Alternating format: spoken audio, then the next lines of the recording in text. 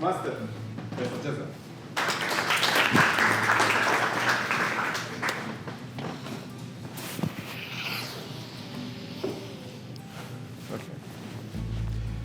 Has someone ever given you something so valuable, yet it didn't cost a single real?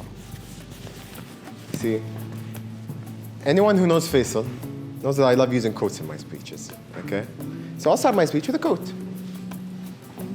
The greatest good you can do for another is not just to share your riches, but to reveal to him his own. For the Toastmasters and distinguished guests, good evening. Good evening. So today's story is about a mentor of mine. A mentor who most of you in this room, by the way, know personally. Yes, you know that mentor personally.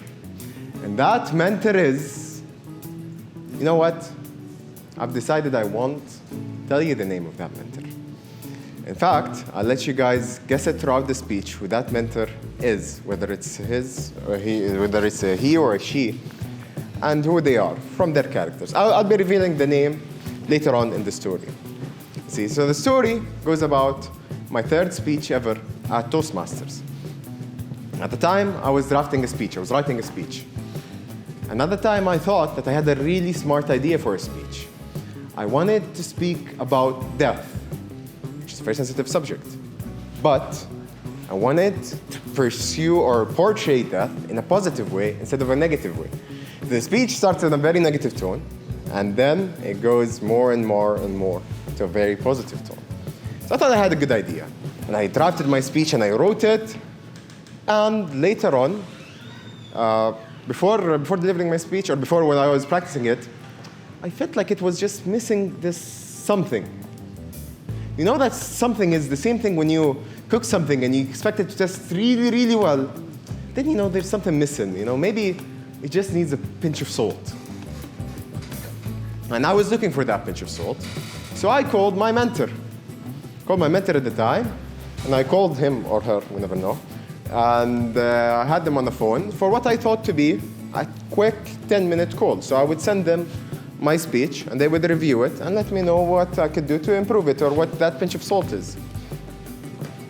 Now, I want to ask you guys a question. Do you think this call lasted for 10 minutes? Do you believe this call lasted for 10 minutes? The way you are saying no. Now, I expected it to last, maybe not 10, so 20, 30 minutes. In fact, it lasted for 3 hours. 3 hours on the phone, okay? It was a crash course about public speaking. My mentor decided that they would give me a crash course about public speaking, leadership. They would analyze me. They would give me tips that honestly, they were very useful. I've still used them in my every speech that I've ever delivered after that one. And they started analyzing me as a person. And they started asking me some really deep and really wise questions I never thought about.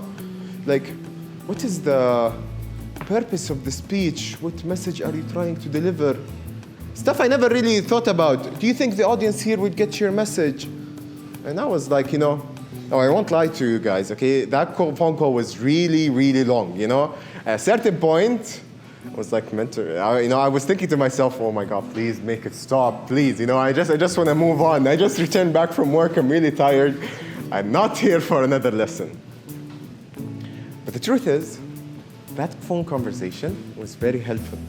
It gave me some stuff or some ideas that I've always used on. And it actually made me look at some areas of improvement in myself that I never really noticed. So it was like new eyes for me.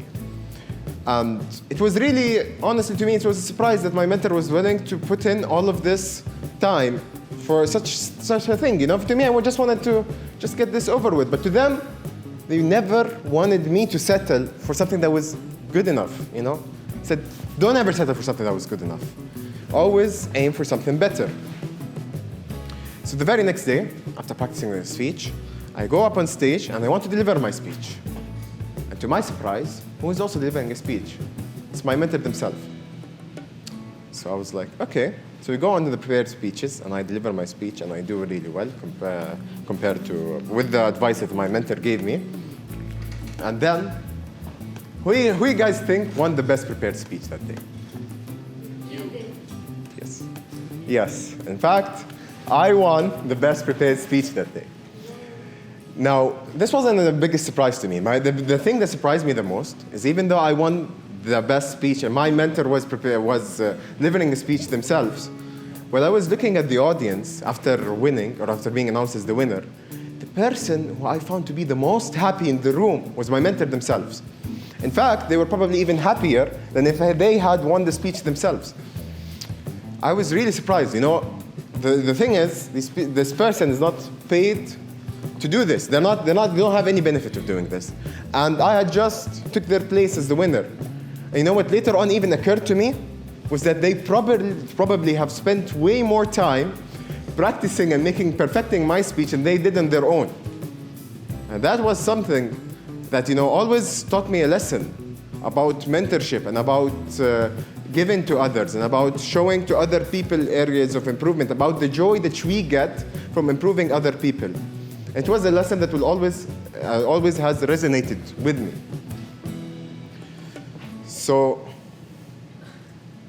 that was something that was very surprising to me. And the thing is, my mentor that day taught me something else. So I love quotes. I'll go to another quote. They say, we make a living by what we get, but we make a life by what we give. And that is the reason why they were so happy. Now, fellow Toastmasters, has anyone in the room guessed who that mentor was? Who do you think that mentor was?